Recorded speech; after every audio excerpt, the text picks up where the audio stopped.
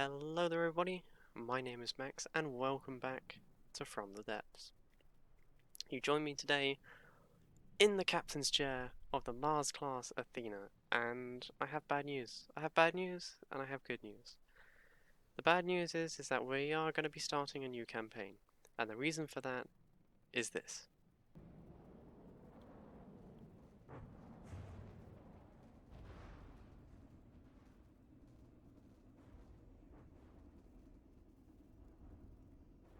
Right, well, um,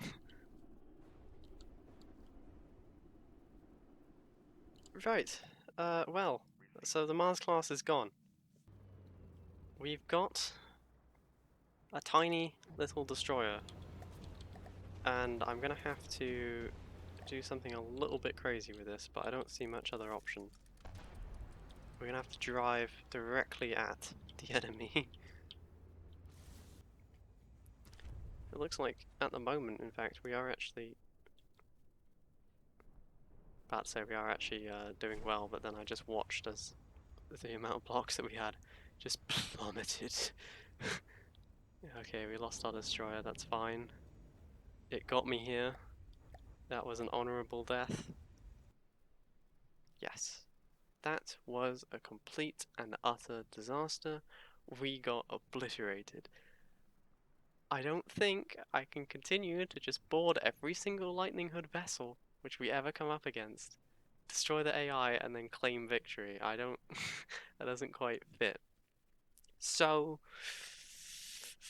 I'm gonna have to start a new campaign, but that's good. That's good because I think we've made a lot of progress over the past few months or whatever, and I think I've learned a few lessons, and I think I've gotten a lot better at building as well.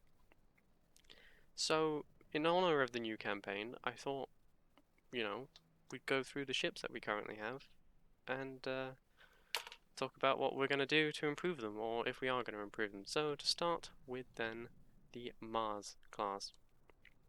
There is literally nothing I can do to really improve this much, to be honest. We're already at 501,000 materials. I don't want to increase the price that much more.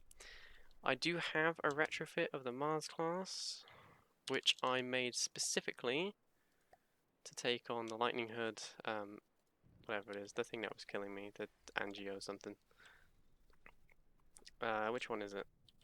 And why is it running away? Must be this one.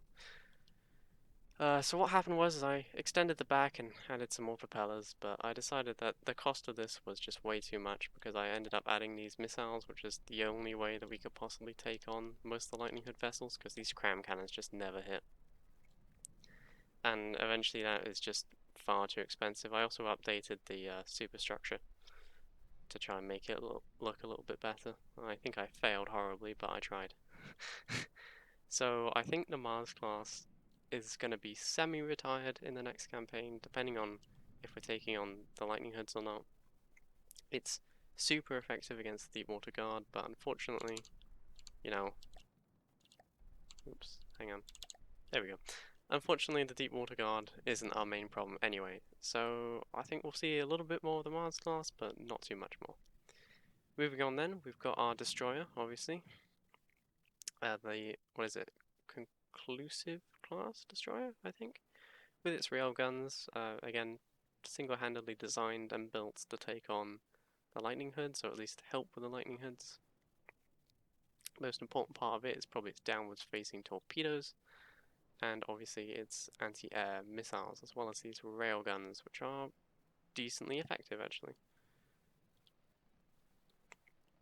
They fire just solid shot with a hollow point head, so it breaks on impact. It should be okay, I suppose.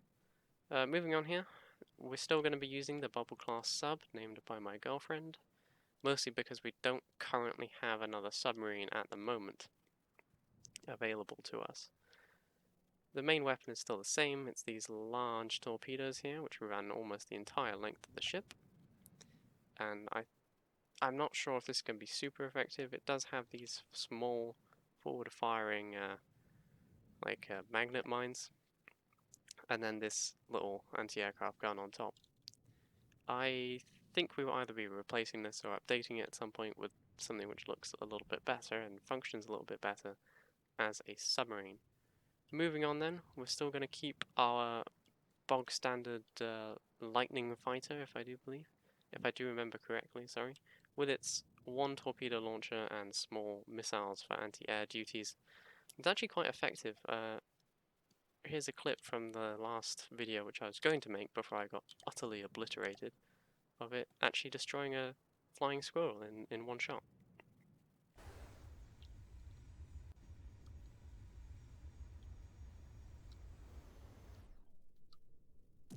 Oh.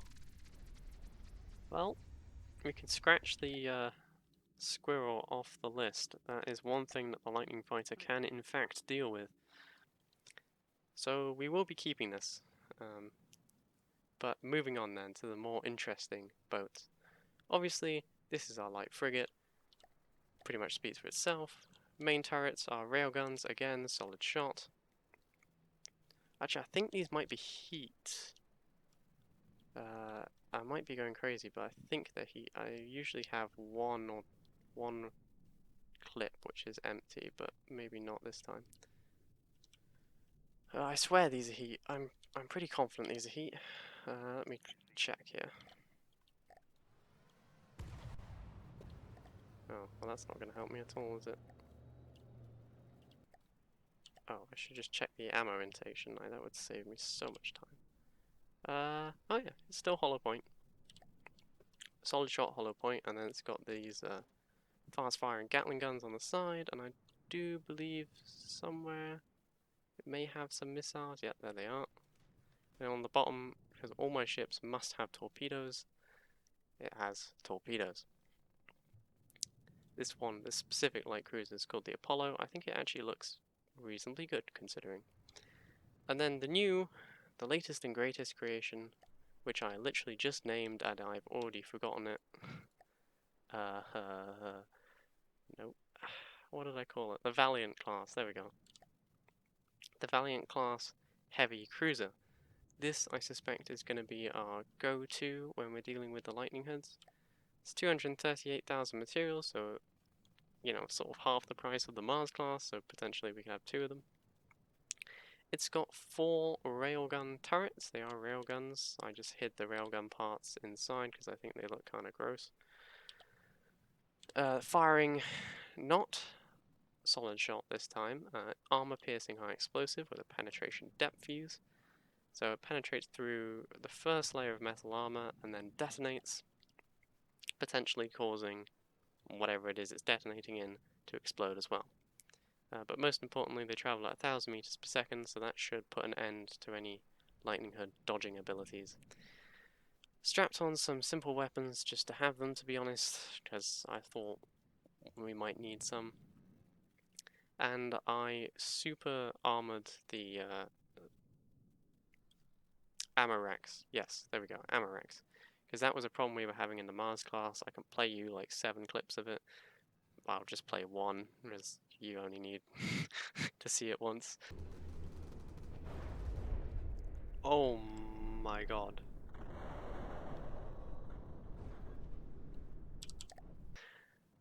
If a single shell lands here, the entire ship detonates and it becomes useless. So that's 500,000 materials gone.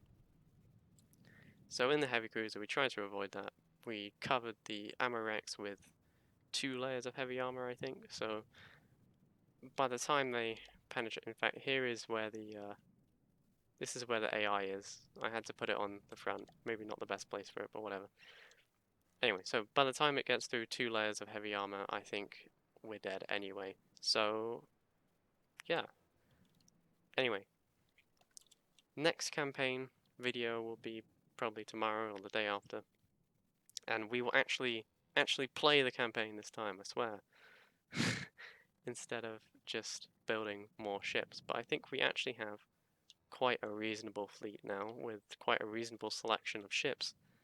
And we might actually be able to at least fight a decent battle. So I will hope to see you all then. Thank you very much for watching and have a good day.